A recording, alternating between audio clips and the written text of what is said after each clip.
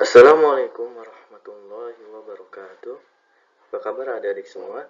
Semoga senantiasa dalam lindungan Allah Subhanahu wa taala dan dilimpahkan kesehatan dan keberkahan dalam hidup ini. Amin. Baik, pada kesempatan kali ini kita akan melanjutkan pembelajaran daring ya. Kita akan membahas tentang faktor-faktor pendorong dan penghambat kerjasama negara-negara di ASEAN dan bentuk-bentuk kerjasama antar negara di ASEAN.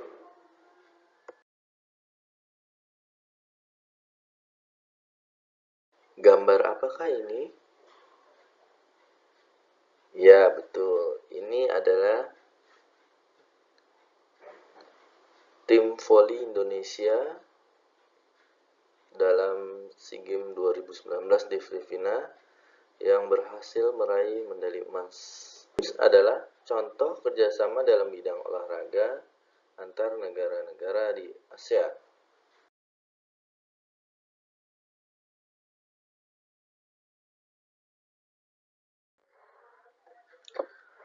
Faktor pendorong kerjasama ASEAN yang pertama, perbedaan sumber daya alam. Contohnya, Indonesia mengimpor beras dari Thailand dan dari Vietnam, sementara Vietnam mengimpor produk otomotif dari Indonesia.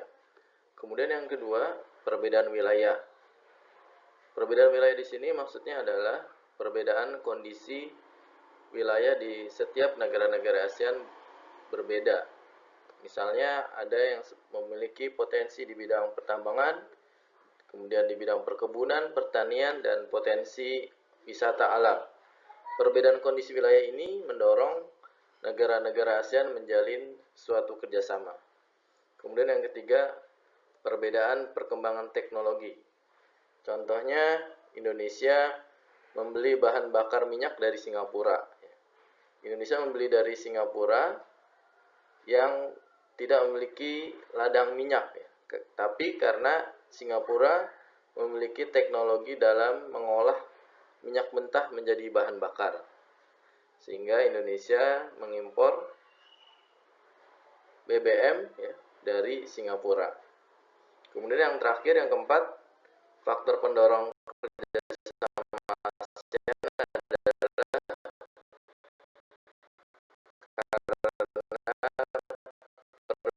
perbedaan budaya.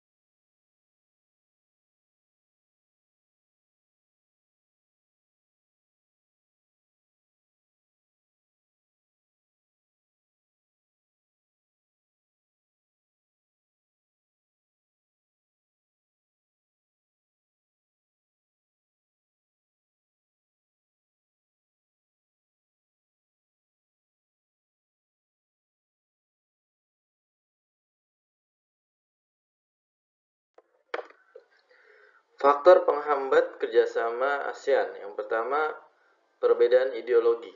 Yang kedua, konflik dan peperangan. Yang ketiga, kebijakan protektif.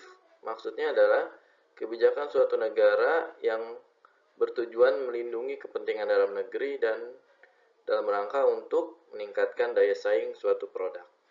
Contohnya, Indonesia melarang impor garam. Tujuannya untuk melindungi petani garam. Kemudian yang keempat, perbedaan kepentingan tiap-tiap negara.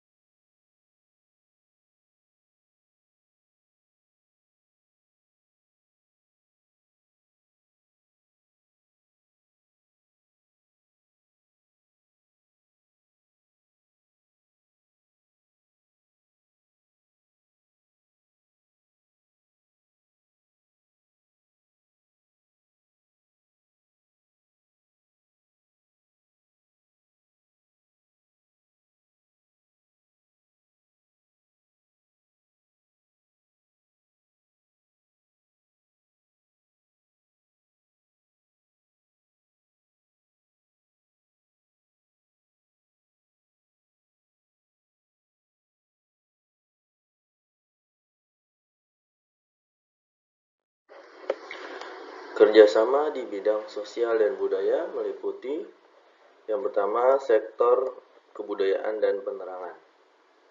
Yang kedua sektor ilmu pengetahuan dan teknologi.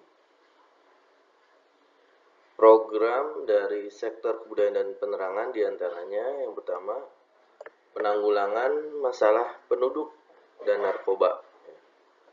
Kemudian yang kedua pertukaran acara radio dan televisi, pertukaran wartawan ASEAN, kemudian pengiriman pelajar ASEAN, kemudian juga ada pertukaran pemuda dan kunjungan muhibah kesenian antara negara-negara ASEAN, yaitu program yang sudah dilaksanakan dari sektor kebudayaan dan penerangan.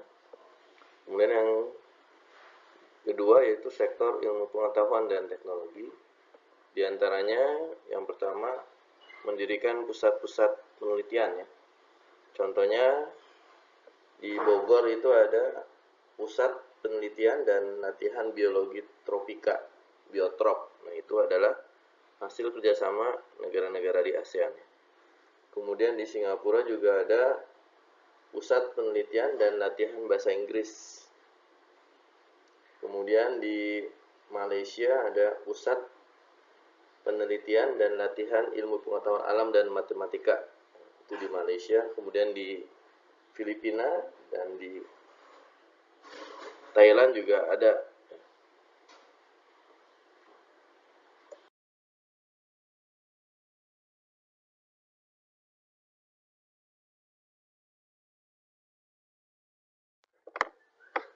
Kerjasama di bidang ekonomi. Yang pertama, kerjasama ketahanan pangan. Yang kedua, kerjasama dalam proyek di bidang industri.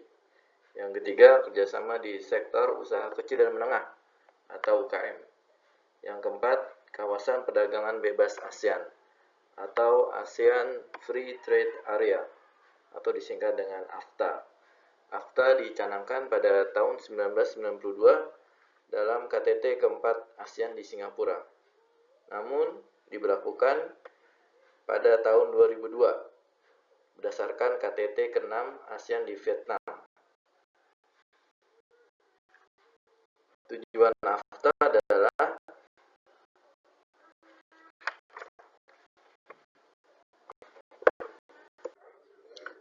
selanjutnya yang kelima, pembentukan pasar tunggal ASEAN atau dikenal dengan Masyarakat Ekonomi ASEAN atau disingkat dengan MEA. MEA dicanangkan pada KTT ASEAN tahun 1997 di Malaysia. Disepakati dalam pertemuan ini tujuan dari MEA yaitu menciptakan pasar tunggal dan basis produksi yang ditandai dengan bebasnya aliran barang, jasa, investasi, tenaga kerja terampil, dan perpindahan barang modal secara lebih bebas. Lalu apa bedanya AFTA dengan MEA? Bedanya adalah AFTA hanya mengatur liberalisasi atau kebebasan perdagangan barang. Sementara MEA lebih komprehensif, lebih menyeluruh atau lebih lengkap. Jadi bukan hanya barang saja yang diatur dalam MEA.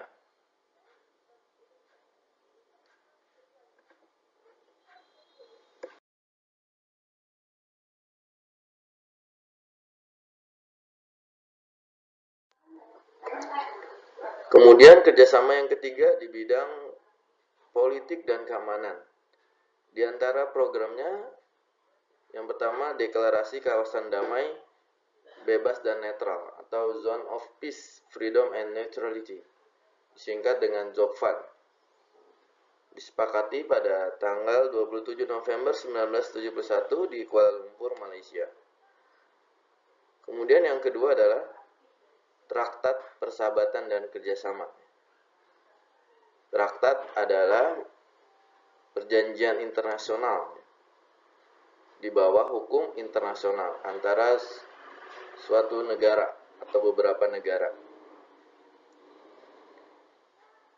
Tujuannya untuk menciptakan stabilitas politik dan keamanan di kawasan Asia Tenggara. Kemudian yang ketiga, ini Zona Bebas Senjata Nuklir Asia Tenggara atau Southeast Asia Nuclear Weapon Free Zone, atau disingkat dengan SEANWEFS, ditandatangani pada KTT ASEAN di Bangkok tahun 1995.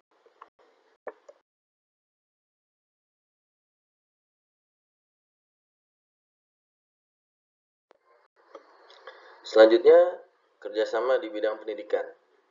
Di antara programnya yang pertama adalah Pertemuan Guru se-Asia Tenggara. Tempatnya di Sanur, Denpasar pada tahun 2015.